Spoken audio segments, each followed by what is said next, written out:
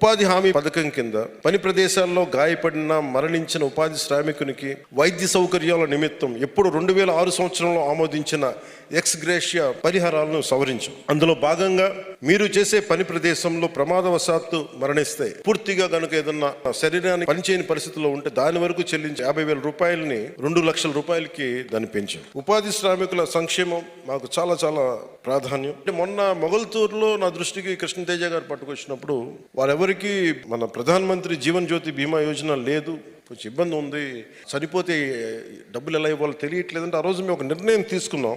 ఒకే ఒక రోజులో 1 కోటి మంది ఉపాధి శ్రామికులకి ప్రధానమంత్రి సురక్ష బీమా యోజన మరియు ప్రధానమంత్రి జీవన్ జ్యోతి బీమా యోజన కింద నమోదు చేసుకున్నట్టు తెలుసుకున్నాం. తద్వారా ఆ కుటుంబానికి 2 లక్షల రూపాయలు భరోసా లభిస్తుంది. ప్రభుత్వం మంచి ప్రభుత్వం ఇది.